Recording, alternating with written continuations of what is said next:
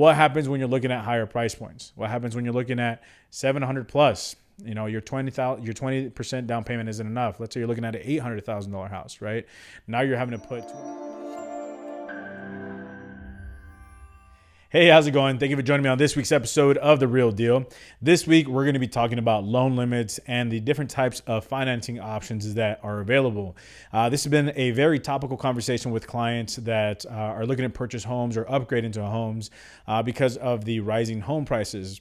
The loan programs, Freddie, Fannie, FHA, they still haven't caught up with the new market prices, right? So at the beginning of every year, they reevaluate, and then towards the beginning of next year, they're going to come out with some new loan limits. Last year, they went up about 30,000, but that wasn't enough, right? So there are different options available. I wanted to kind of break it down for you on what you can finance with traditional financing and at what point that has to go into jumbo loan financing.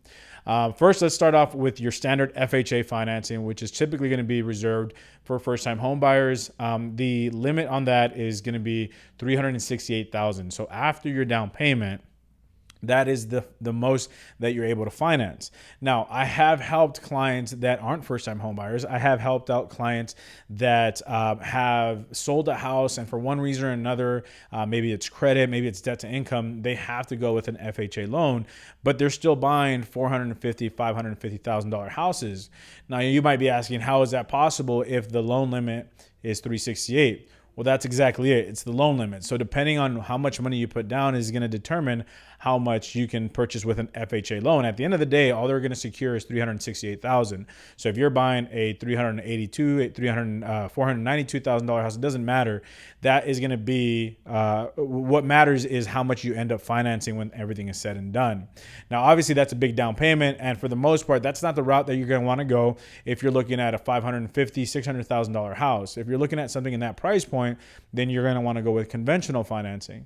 Now, conventional financing, I would say typically you want to be at least at a 680, 660 or higher to be able to get some decent interest rates. You can go as low as a 620, but the rates are going to be really high and they're going to hit you hard. So ideally, you want to be at a 680, 700 plus to get a good rate, and that way you're not getting beat up on the interest rate, because conventional typically is going to have a higher interest rate. So now let's talk about that situation, because this is very common as well. So let's say that you are looking at let's say you're looking at a $600,000 house, right? Now, typically, if you're wanting to get the lowest monthly payment, you're going to want to put 20% down. Now, I made a video talking about how you can get away with putting 5%, 10%, 15% down, even at those price points. But let's just talk about somebody that has that 20% down, somebody that's looking to upgrade and wants to basically move the money from one house into the other house, and they want to have the lowest possible monthly payment. That is going to be putting 20% down. Now, in this scenario, right, if you have a $600,000 house and you're putting 20% down, then you're going to put $120,000 down. Your total final loan amount that you're going to end up financing will be $480,000, which that works out fine for traditional conventional financing. However, when that doesn't work is when you're looking at a higher price point. Let's say you're looking at a $700,000 house, right? $700,000 house, 20% down will get you, your 20% down payment would be $140,000. Now, after your down payment, though, you're going to be at a total final finance amount of $560,000. So then there is a conventional loan limit that applies, and that conventional loan limit is $548,000.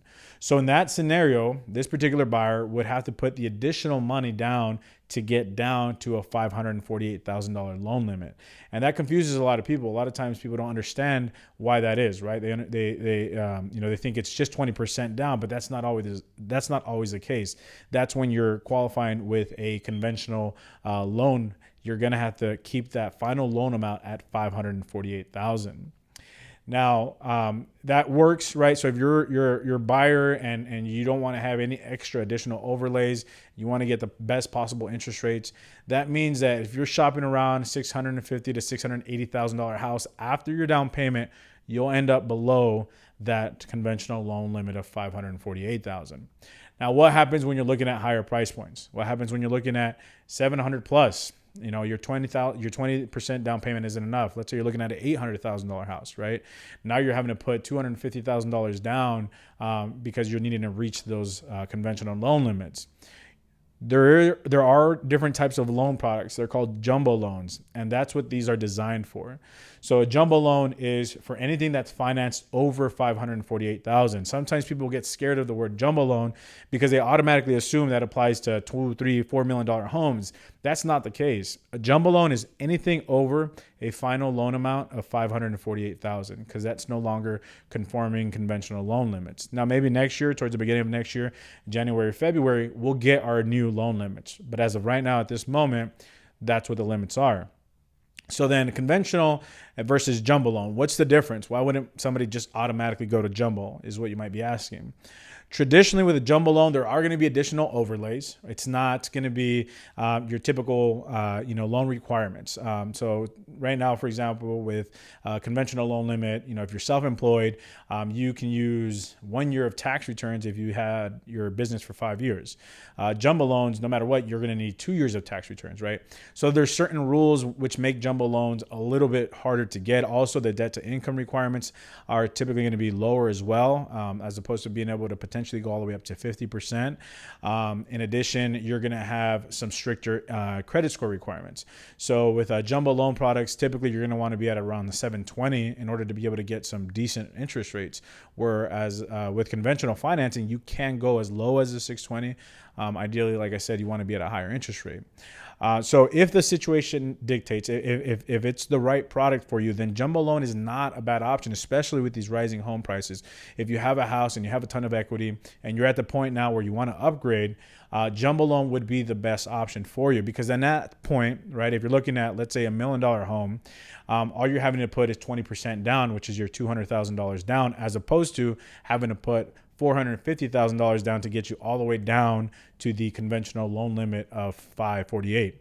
So don't be afraid of jumbo loans. They're a great product, and there's more and more products that are coming out. I have spoken to a couple different lenders to see what other options are available. There are some other more specialty products that allow you to get away with a jumbo loan at 10%, which is phenomenal.